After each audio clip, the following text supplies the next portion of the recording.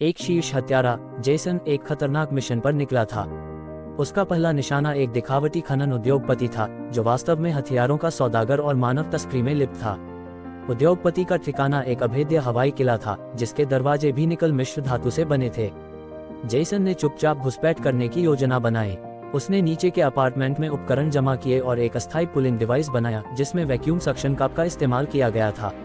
फिर उसने 57वीं मंजिल तक एक घायल स्विमिंग पूल के नीचे लटकते हुए चढ़ाई की। वैक्यूम कप और अपनी अविश्वसनीय ताकत का उपयोग करके वह 58वीं मंजिल पर पूल के बीच में पहुंच गया। उसने एक विशेष ड्रिल से छेद किया, उसमें एक जेल डाला और एक घोल इंजेक्ट किया। पूल में कूदते ही उद्योगपति को एहसास हुआ कि बहुत देर हो चुकी है। कमजोर स्टील के कारण हुई एक दुर्घटना की योजना पूरी हो गई थी।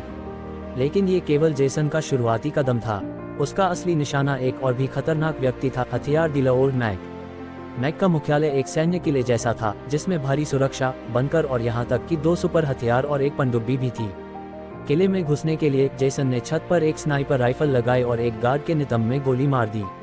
जब अन्य लोग घायल गार्ड की मदद करने के लिए दौड़े तो जेसन एक हेलीकॉप्टर में छिप गया और अस्पताल कर्मियों के साथ किले में घुस गया। उसने निगरानी प्रणाली को हैक कर लिया और गार्डों को चुपचाप मार डाला। फिर वह वेंटिलेशन शाफ्ट में घुस गया।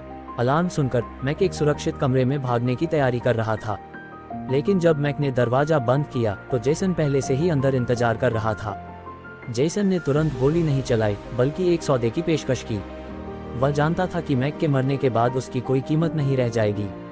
पर्दे के पीछे के क्रूर व्यक्ति ने अपनी प्रेमिका को रिहा करने का वादा कभी नहीं निभाया होता, भले ही जेसन मिशन पूरा कर लेता। इसलिए जेसन ने मैक से एक नाटक करने के लिए कहा जिससे वह 2 दिनों के लिए गायब हो जाए। मैक जेसन द्वारा तय किए गए स्थान पर गया। पुल के नीचे एक विशाल बम देखकर भी वह शांत रहा और मुस्कुराया। जेसन ने पहले से ही पानी के नीचे सब कुछ व्यवस्थित कर रखा था। एक लंबी यात्रा के बाद दोनों एक छोटे से द्वीप पर सुरक्षित पहुंच गए। जब पर्दे के पीछे के व्यक्ति ने मैक की मौत की खबर सुनी तो उसने जेसन को मारने के लिए गुंडों को भेजा, लेकिन वे जेसन के बिछाए जाल में फंस गए।